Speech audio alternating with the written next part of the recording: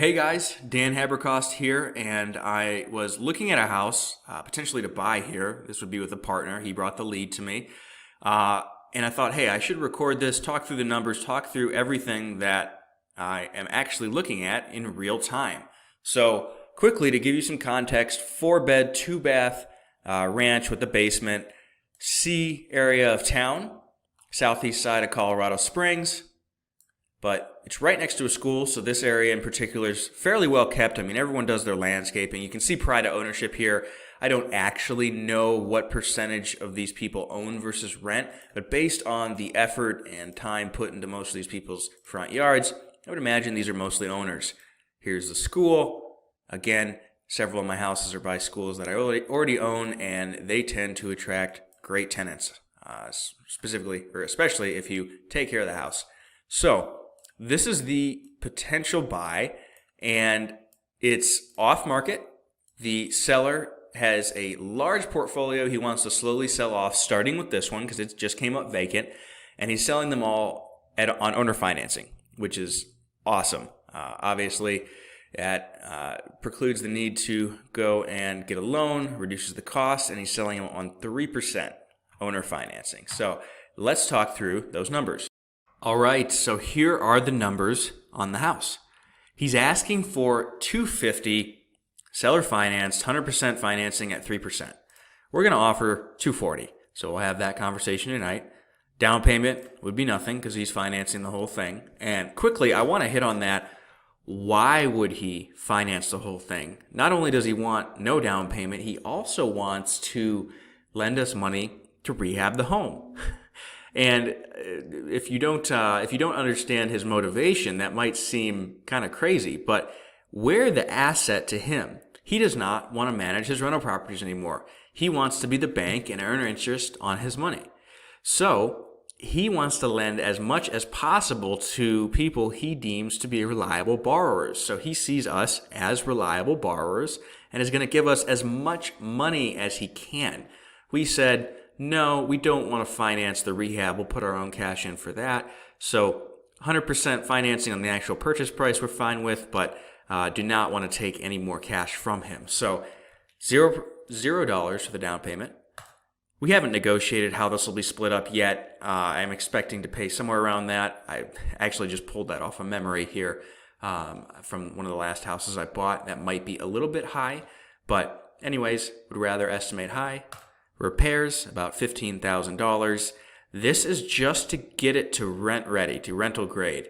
Again, I don't anticipate it being that much, but unknowns always pop up, especially on these older homes. This house was built in 1965, and unless major renovations have been done, homes from the 60s, 70s at this point really just start falling apart. That's why we're able to take depreciation expense, because the house, piece by piece, literally falls apart.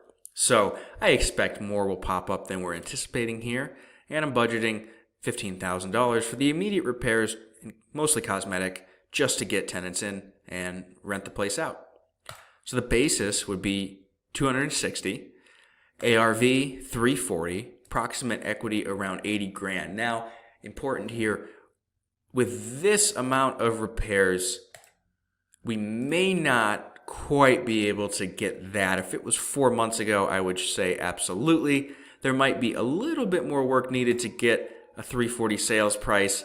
It's hard to say without actually putting it on the market, doing the repairs, and seeing what happens, but this is approximate. It's not an exact science, especially with residential. It is not an exact science. It's an opinion of value. It's what someone will happen to pay at any given day. So approximate $80,000 equity. Could be a little bit less, maybe a little bit more, but it's a baseline there, or an estimate there. Okay, thank you. There we go. All right, now let's look at the considerations that allowed us to arrive at this. Here are the major components of the house. Right here. House is very, very simple. So let's start with the roof. Part of the offer is going to involve him repairing the roof, or replacing the roof. He has a claim to his insurance company, and they should be paying for this to be replaced. But we're going to make sure that happens.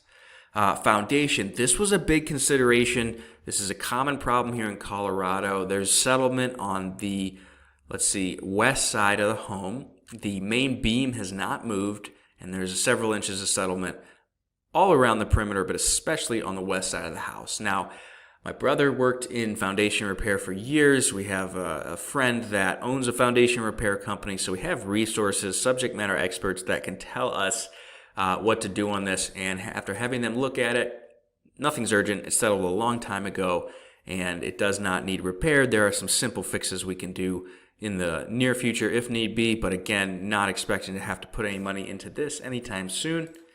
HVAC, same thing, functions fine. Furnace is older, but it seems to work just fine, so nothing needing done there at this time. Electrical, need to repair the electrical panel, a few other little fixes, looks to be about $1,500. Sewer, again, got that scoped and cleaned out actually yesterday, and it looks very typical for a 60s home. Some roots growing through the clay pipe going to the street, but nothing dire, nothing needing done anytime soon. Looks a lot like most of the sewer scopes I've seen on houses from that decade. And then windows, those are new. And we're budgeting, or expecting, about 10 grand in cosmetic repairs. Again, might be able to get away for even less than that, but always want to err on the conservative side when running your numbers. So these are the primary considerations when looking at the home, right? You break down the basic pieces and parts of the house. And what condition are they in? What's needing done? It's pretty simple, really. And then as far as the monthly numbers, rent, $1,950. Again, I expect to get a little bit more. Rents have gone up quite a bit here recently. They're finally catching up with the increase in prices. Debt service, just over $1,000. Taxes are very, very low here. This could potentially go up when it's sold, but if we're getting it at this price, I don't expect it to go up too much, so I just pulled this off the assessor site. Insurance, based on some of the other houses that I have, expecting to be about $100 a month. That would leave $766 as the net operating income.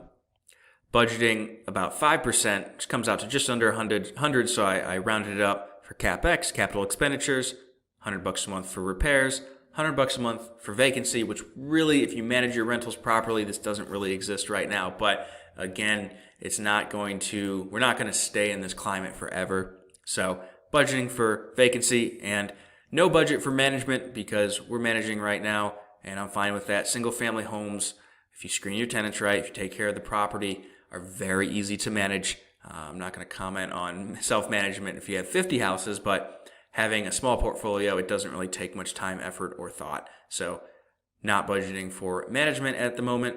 And there's no HOA or anything like that. They handle all utilities and landscaping. So that leaves approximately $466 a month in cash flow. $466 a month times 12 divided into the $20,000 put into the project, or projected $20,000, would leave a cash on cash return of 28%, which is very solid, especially when you factor in a decent chunk of equity.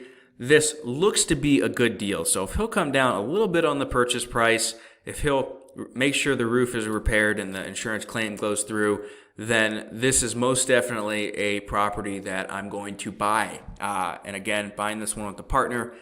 The seller has another 15 properties he wants to slowly offload on seller financing. So part of the value here is the relationship and potentially being able to buy all the other properties from him.